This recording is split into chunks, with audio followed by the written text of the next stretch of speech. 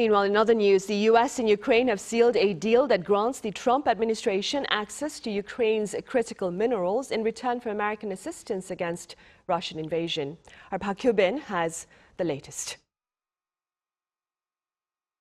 A new economic partnership was signed between the U.S. and Ukraine on Wednesday, establishing a joint investment fund focused on natural resource extraction and post-war reconstruction of Ukraine.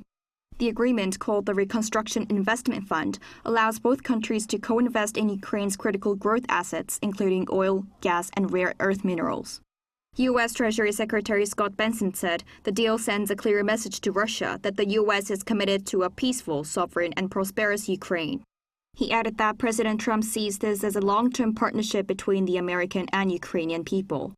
Also, the U.S. Treasury used the phrase Russia's full-scale invasion, marking the administration's first official acknowledgement of Russia's responsibility for the war. The newly signed investment fund will be jointly managed by the U.S. and Ukraine, with neither side holding a controlling vote. Ukraine's economic minister Yulia Sviridenko said the fund aims to attract Western capital for energy and mineral development, while ensuring that resources remain under Ukrainian ownership and control. The partnership will be equal and free of debt obligations to the U.S., with Kyiv overseeing all extraction decisions. In return, Washington will likely provide new assistance, including air defense systems. Earlier on Wednesday, President Trump said the agreement would help the U.S. recover part of the $66.5 billion in military aid it has sent to Ukraine since 2022. Rare earth is called rare for a reason. And they have a lot, and we made a deal where our money is secure, where we can start digging and doing what we have to do.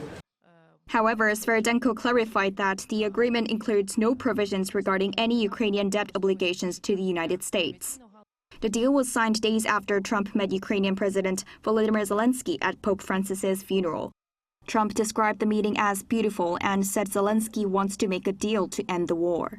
The agreement reflects a growing focus on aligning post-war reconstruction with long-term economic collaboration, a partnership that may shape the next phase of U.S.-Ukraine relations. Hyo-been, Arirang News.